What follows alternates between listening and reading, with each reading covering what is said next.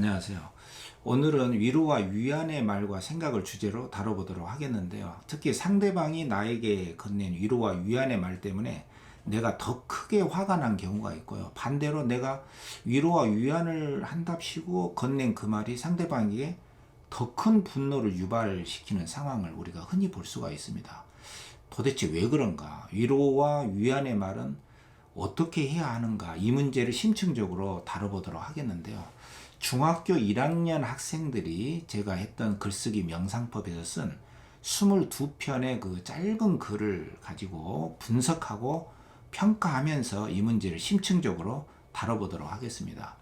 학부형들이나 또 학생들을 가르치는 교사, 강사들, 또 위로와 위안의 말 때문에 고민하는 사람들에게 작게나마 도움이 됐으면 좋겠습니다. 이 글쓰기 명상법은 그냥 마구잡이로 쓰는 게 아니라 어떤 그 평가의 기준이 있습니다.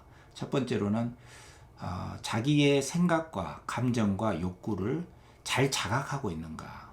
두 번째로는 집중해서 집약적으로 그것을 잘 표현하고 있는가. 그리고 세 번째로는 지금 입장에서 자기의 마음하고 상대방의 마음을 잘 이해하고 받아들이고 수용을 해서 현실적으로 잘 적응을 하고 있는가, 이런 것들이 어떤 분석적인 평가의 그 기준이라고 볼 수가 있습니다. 객관적인 거리를 두고 현재 생활을 잘 하고 있는가, 여전히 문제가 되고 있는가, 이런 점들로 평가를 할 수가 있거든요. 그리고 이 글쓰기 명상법이 현실적으로 과연 어떤 도움이 되는가, 이렇게 생각할 수도 있어요. 근데 입시 현실적으로 보면은 수능 국어에서 결정적인 도움을 줄 수가 있습니다. 수능 국어라고 하는 것이 화법, 작문, 문법, 문학, 비문학 이렇게 돼 있지 않습니까? 화법은 말하기고요. 작문은 쓰기입니다.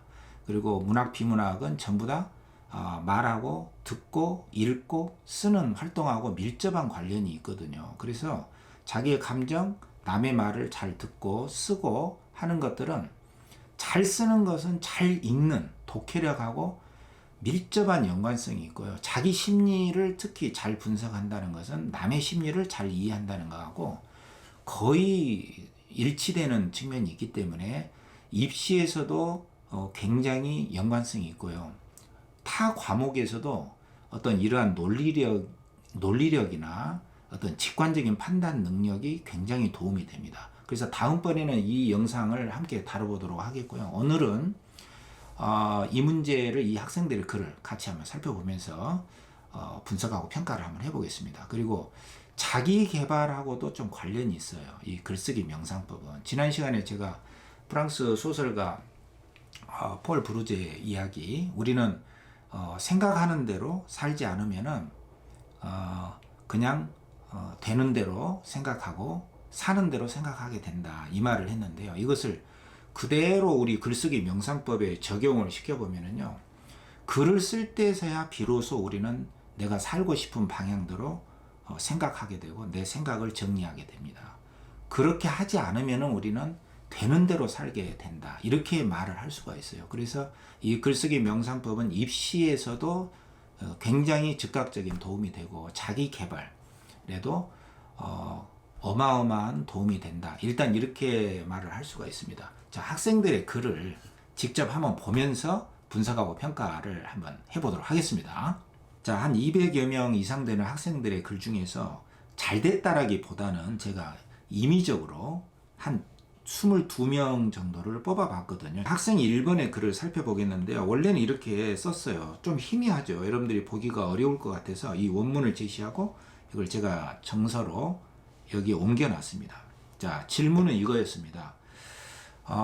위로를 받은 말 때문에 화가 난 적이 있는가?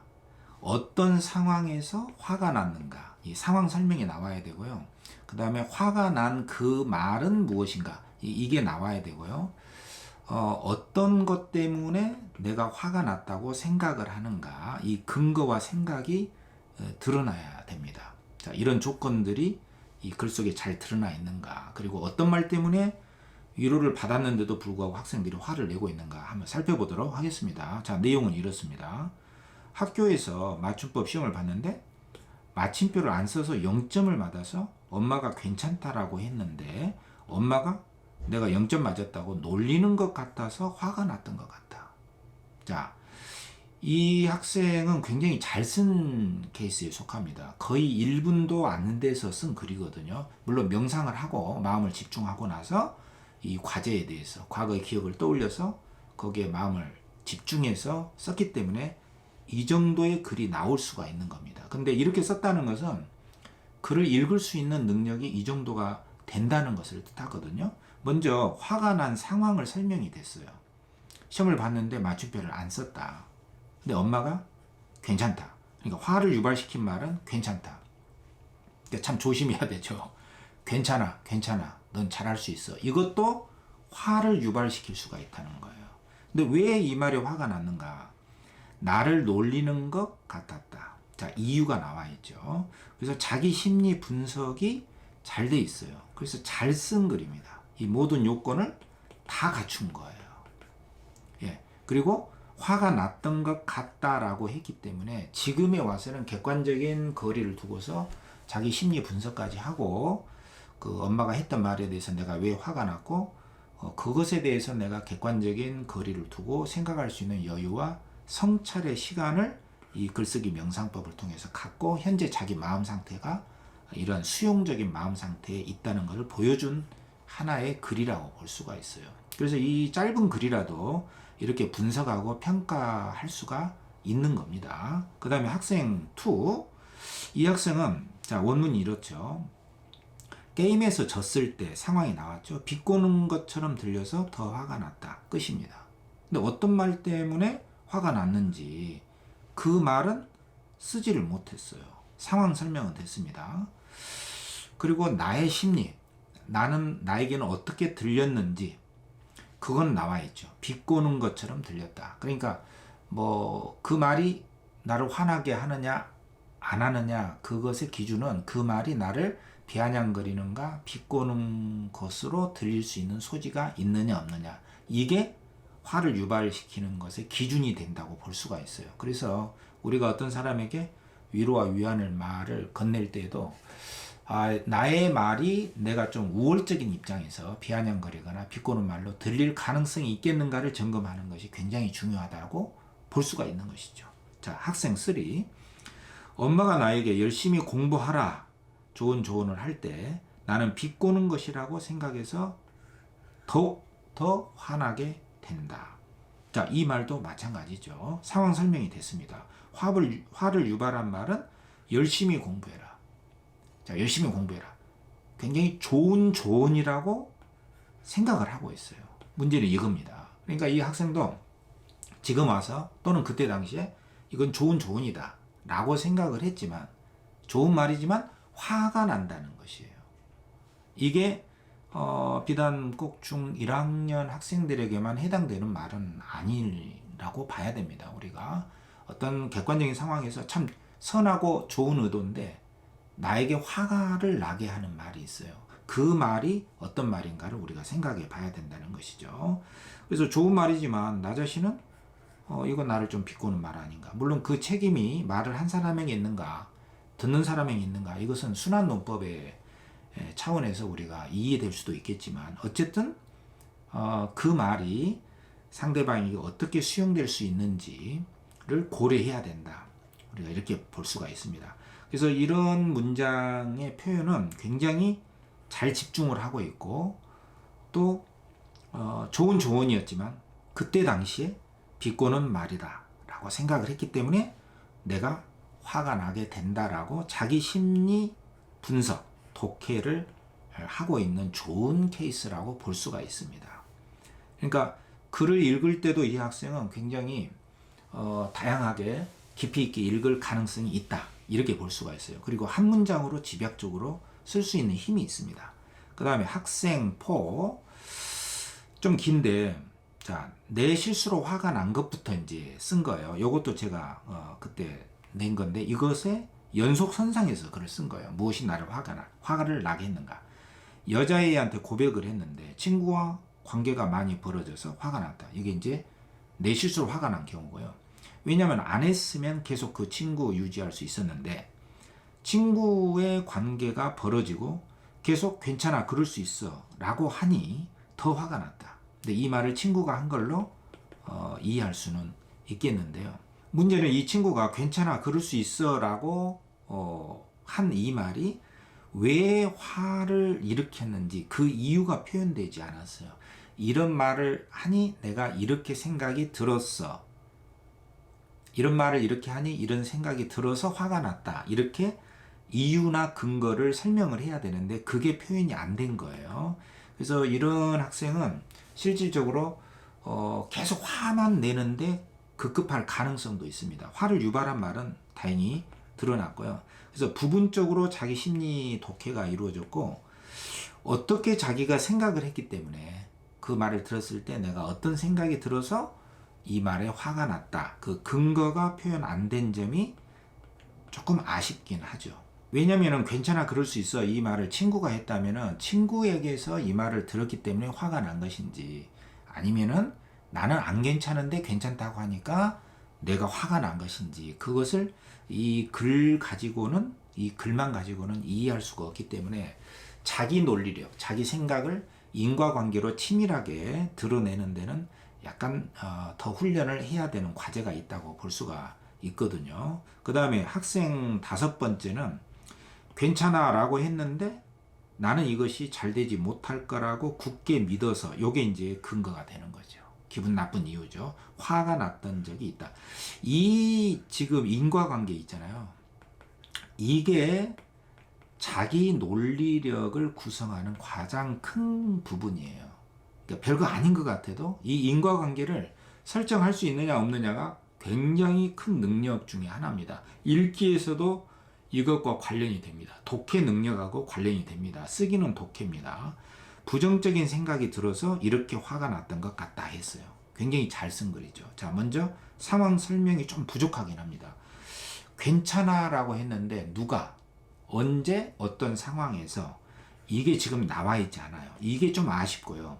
화를 유발한 말 괜찮아, 이게 나왔죠. 그 다음에 나의 심리 분석, 괜찮아 라고 했는데 나는 괜찮지, 잘 되지 못할 거다 라고 믿었기 때문에, 나는 잘 되지 못할 것 같은데 괜찮다 라고 말을 하니까 내가 화가 났다는 거예요. 그리고 부정적인 생각이 들어서 그랬어요. 근데 지금 와서 돌아보니 부정적 생각에 압도됐다라고 지금에 와서 객관적 거리를 두고 자기 심리를 이해하고 정리할 수 있는 힘이 있다. 그래서 상황 설명이 조금 부족하긴 하지만 자기 심리를 읽어내고 표현하는 데는 지금 이 수준이라면 굉장히 훌륭하다라고 평가할 수가 있습니다. 그 다음에 학생 6번째도 괜찮을 거야, 잘 될 거야, 이게 끝이에요. 그렇기 때문에 상황 설명이 안 돼 있죠. 언제 누가, 이것도 안 돼 있고, 화를 유발한 말만 나와 있고, 나의 심리 분석이라든가 나의 마음을 이해하는 그 차원이라든가 현재 나의 마음은 수용하고 있는 것인지, 아니면은 지금도 화를 내고 있는 것인지, 그 상대방에 대한 분노가 여전한지, 현실에 적응을 잘하고 있는지, 이런 것들이 다 통째로 드러나지 않기 때문에 자기 논리력, 또 자기 심리 분석, 자기 마음의 독해가 잘 이루어지지는 않고 있는 상태다. 이렇게 평가를 할 수가 있고요. 학생 7번째도 마찬가지입니다. 나는 괜찮지 않은데 누가 괜찮을 거야 라고 위로를 했을 때 위로가 아니라 오히려 화가 났다.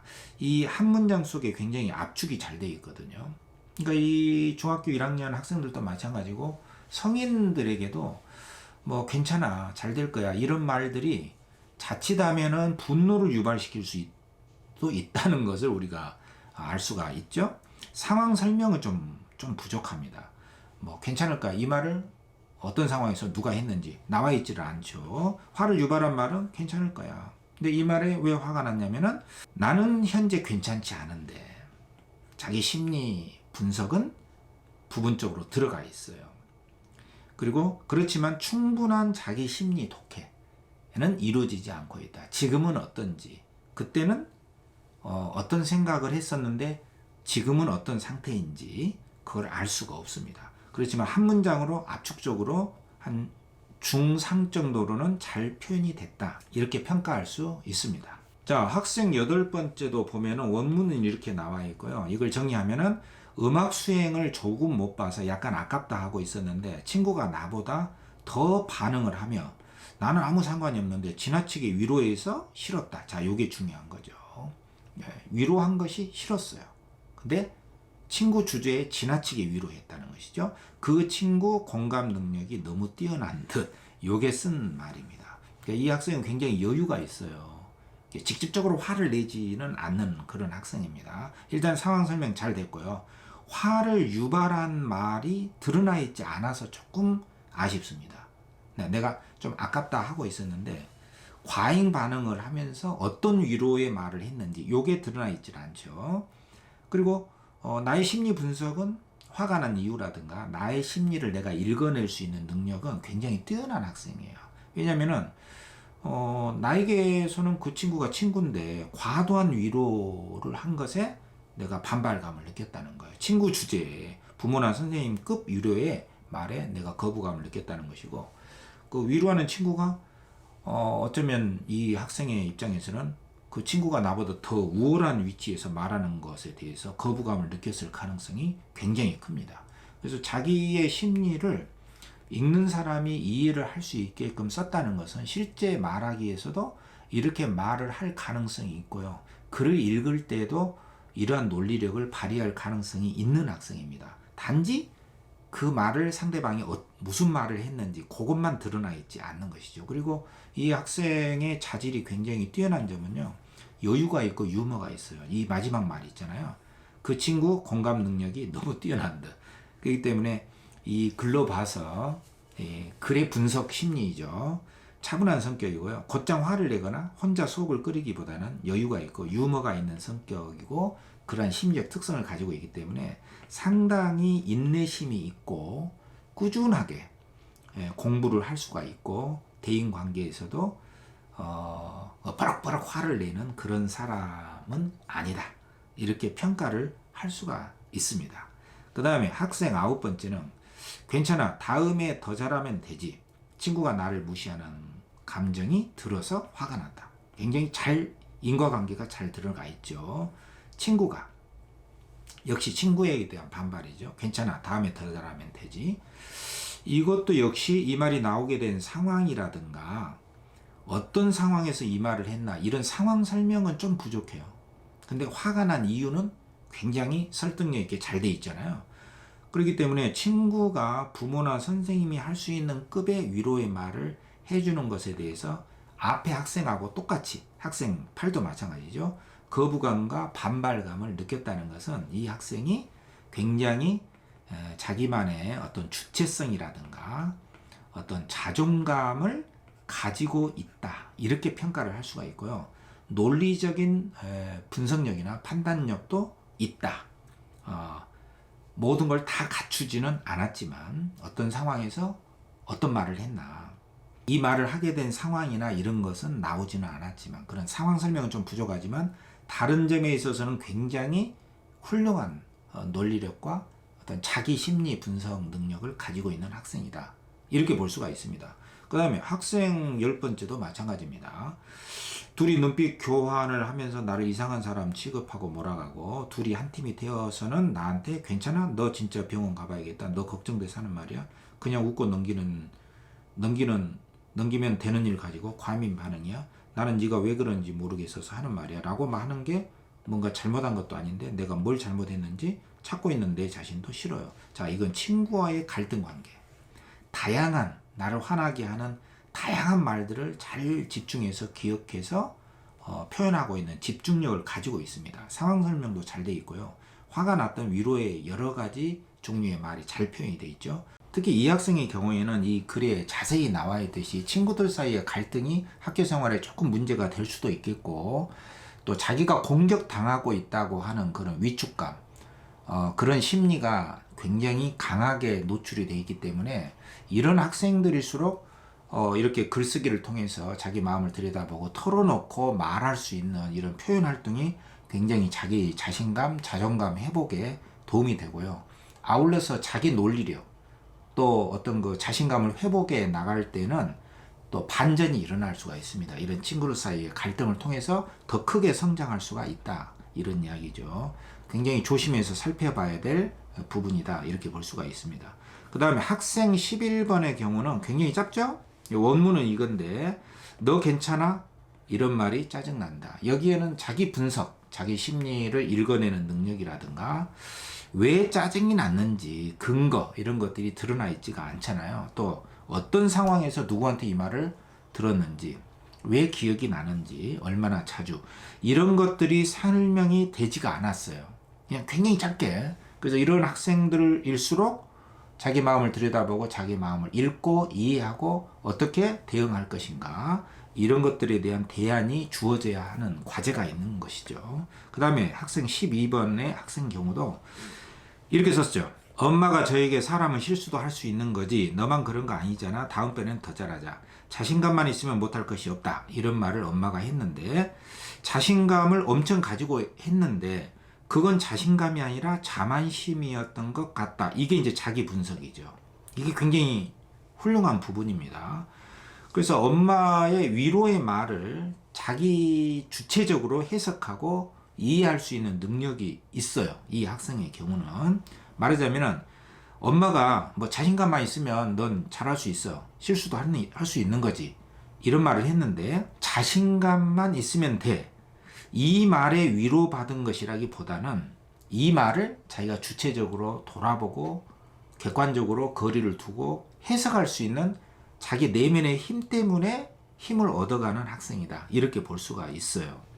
말하자면은 나는 자만심 때문에 실수한 것 같다라고 하는 자기 내부의 심리 평가를 하고 있는 것이거든요. 그래서 우리가 흔히 뭐 학부형들이 또는 뭐 교사들이, 강사들이 위로를 하는 말을 하지만 그 위로의 말 때문에 학생들은 위로를 받는 것이 아니라 그 위로의 말을 자기 자신이 주체적으로 얼마나 해석하고 수용할 수가 있느냐. 거기에서 위로를 실제적으로 받고 스스로 일어설 수 있는 그 바탕을 마련하고 있다는 것을 이런 글들을 통해서 생생하게 확인할 수가 있는 것이죠. 자, 그 다음에 학생 13번의 글도 이렇습니다. 굉장히 짧습니다. 원문은 이건데 그 괜찮다는 말로는 그 무엇도 해결할 수가 없는데 무조건 괜찮다는 말만 해서 화가 났었다. 그러니까 괜찮아. 이 말을 누군가 했겠죠. 상황 설명이 조금 부족해요. 안 나와 있죠. 언제 누가 했는지. 그러니까 자기를 설명하는 어떤 설명력이라든가 자기 논리, 자기 표현력이 조금 강화가 돼야 될 부분이고요. 괜찮다는, 다행스러운 거는 괜찮다는 위로의 말에 화가 난 이유가 들어가 있습니다. 이런 이유를 쓴다는 것은 자기 논리력을 갖추고 있다는 것이에요. 그러니까 우리가 누구나 자기 논리력이 있는 것 같지만 그렇지 않습니다. 이 인과관계로 설명을 할 수가 있느냐 없느냐는 것은 굉장히 큰 것이고 글을 읽는 독해의 능력에 있어도 굉장한 차이가 나게 되는 요인이 바로 이겁니다. 그리고 이 학생은 뭐 밋밋한 것 같지만 자기 심리를 분석할 수 있는 힘을 가지고 있어요. 다시 한번 읽어보면요. 그 괜찮다는 말로는 아무것도 해결할 수가 없는데 무조건 괜찮다는 말만 해서 내가 화가 났다라고 자기가 화가 난 이유를 자기 심리 분석을 하고 있는 거예요. 그러니까 자기 심리를 읽어낼 수 있는 심리 독해와 글을 읽었을 때도 그러한 독해 능력을 더 발전시킬 수 있는 가능성을 갖고 있는 학생이다. 이렇게 글을 분석할 수가 있습니다. 그 다음에 학생 14번 슬플 때 엄마가 괜찮을 거라고 말했을 때 짜증난 적이 있다. 자, 여기까지입니다. 그렇기 때문에 뭐 슬펐을 때 엄마가 괜찮을 거야 라고 하는 설명을 했습니다. 설명은 된 거죠. 근데 그것 때문에 괜찮을 거야. 왜 짜증이 났는가? 그 근거가 동원되지 않았잖아요. 자기 논리력 부분, 자기 표현력 이런 부분의 중요성이라든가 그런 그 표현의 기회 이런 것들이 이 학생에게는 주어지지 않았을 것이다. 이런 부분이 좀 더 키워져야 된다는 것이죠. 그러니까 우리가 수능 국어에서도 마찬가지입니다. 화작문, 문학, 비문학에서도요. 이런 글 속에 들어가 있는 그 근거를 찾아내는 능력은 이 쓰기 능력하고 밀접한 관련이 있는 거예요. 따라서 자기 심리 분석이라든가 어떻게 내가 엄마가 슬플 때 괜찮을 거야. 이것 때문에 짜증이 났는데 왜 짜증이 났고 그 엄마의 말을 내가 어느 정도 지금 이해하고 수용하고 있는지 이 부분이 다 안개 속인 거죠. 그래서 이 부분이 앞으로 이 학생이 헤쳐나가야 될 부분이다라고 우리가 분석하고 평가할 수가 있습니다. 그 다음에 학생 15번은 자, 내용은 이거죠. 예전에 어떤 일 때문에 화가 난 적이 있는데 엄마가 괜찮아질 거야 라고 말했을 때 짜증이 났다. 역시 괜찮아질 거야 이 말이 얼마나 우리 학생들에게 또는 일반 성인들에게도 짜증과 화를 유발시킬 수 있는 말인지를 우리가 영역히 알 수가 있죠. 이 괜찮아 이 말 때문에 계속 학생들이 화를 내고 있잖아요. 저런 말을 해봤자 달라질 것은 없는데 그 당시에는 너무 낙관적으로 생각하는 것이 아닌가 하는 생각이 들어서 더 화가 났었던 것 같다라고 자기 분석까지 훌륭하게 해내고 있고요. 지금에 와서는 객관적 거리를 두고 그 말을 충분히 이해하고 수용할 수 있는 자기 내면적인 힘을 갖추고 있는 학생이고 논리력, 표현력, 직관적인 판단력을 다 아울러 갖추고 있는 학생입니다. 그리고 상황 설명도 굉장히 잘하고 있잖아요. 예전에 어떤 일 때문에 화가 난 적이 있는데 근데 어떤 일이냐는 것은 여기서 짧은 글이기 때문에 일부러 밝히지 않은 걸로 보여요. 근데 그때 화가 난 적이 있는데 괜찮아질 거야 라고 엄마가 말했을 때 짜증이 났다. 근데 왜 짜증이 났는가? 저런 말을 해봤자 괜찮아질 거야 했는데 달라질 것은 없고 또 그 당시에는 너무 엄마가 모든 것이 잘 될 거라고 근거 없는 낙관적인 희망만 갖고 있는 것 아닌가, 엄마가. 그런 생각을 했기 때문에 더 화가 났다라고 자기 심리 독해를 하고 있는 거예요. 이 심리 독해가 글을 읽는 독해하고도 밀접한 관련이 있습니다. 그리고 자기 성장하고도 관련이 있어요. 지금은 이런 걸 다 이해를 하고 있기 때문에 이 학생은 엄마에 대한 화가 그렇게 많지 않을 거예요. 분명히. 그렇죠? 그때 당시에는 그랬다는 거예요. 그리고 이 학생의 글 속에는 너무 상황을 낙관적으로 뭐 대책을 세우지 않고 노력도 하지 않고 잘 될 거야 이 말에 화가 났다는 그것 자체가 자기 삶에 대해서 대책을 세우고 뭔가 노력을 하고 근거 있는 대책을 세우고자 하는 그 정신과 의지가 이 글 속에 투영이 되어 있어요. 그래서 앞으로 얼마든지 자기 논리력 부분에서도 또 굉장히 그 발전 가능성이 있는 학생이다. 이렇게 볼 수가 있고요. 지금은 객관적 거리를 두고 엄마의 말을 이해하고 수용할 수가 있는 어떤 받아들임의 그 통찰력, 직관력 이런 것까지를 다 갖추고 있는 학생이다. 이렇게 평가를 할 수 있는 글이라고 볼 수가 있습니다. 그 다음에 학생 16번째. 너무 알고 있는데 그것을 똑같이 말해서 많이 화가 났다. 끝. 어떤 말인지 나와 있지 않죠? 어떤 상황인지 나와 있지 않죠?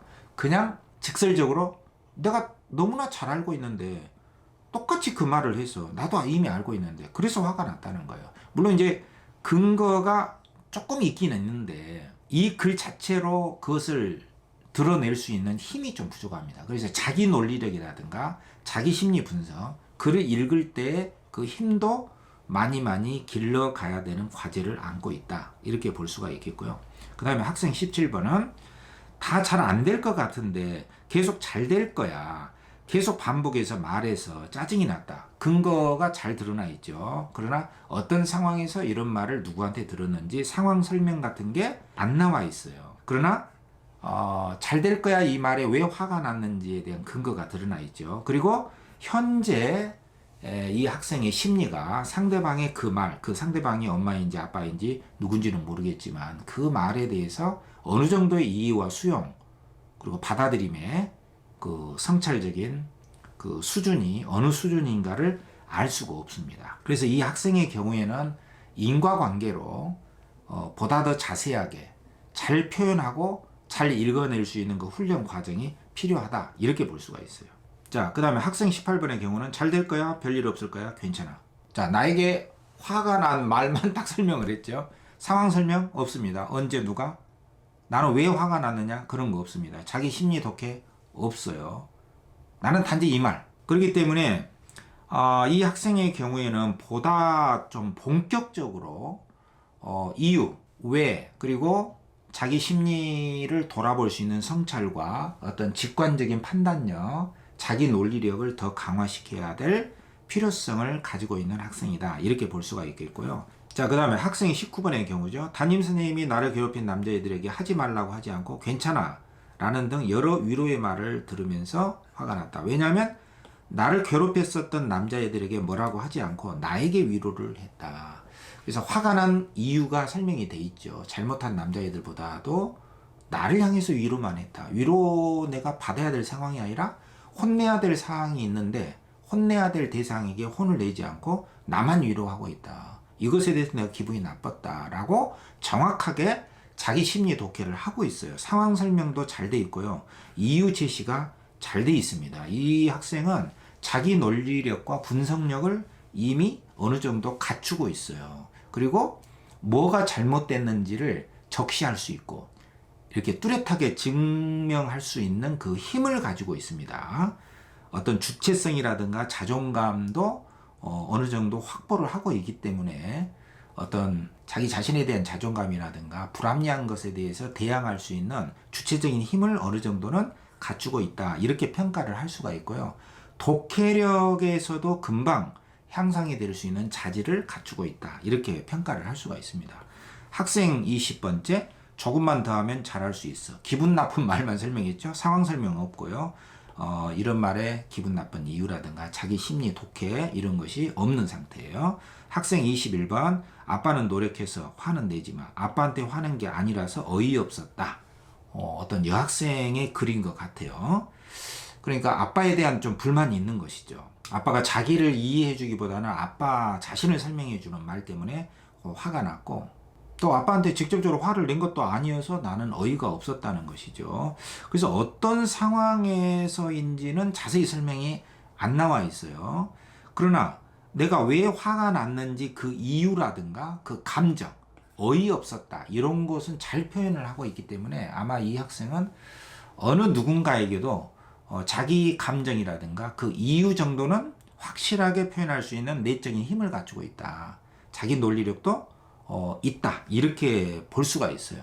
굉장히 풍부한 것은 아니지만 그렇지만 자기 심리를 심층적으로 이해하고 받아들일 수 있는 힘이라든가 상대방의 말을 수용하고 받아들일 수 있는 그 힘은 조금 미약한 수준이다. 너무나 당연하죠. 중1이니까 이 정도면은 굉장히 양호하다 이렇게 볼 수가 있습니다. 그리고 앞으로의 과제는 이 짧은 글을 통해서 이 학생이 어떤 점을 더 발전시켜 나가야 되는가 그것을 분명히 알 수가 있는 것이죠. 그 다음에 마지막으로 학생 22번째인데요.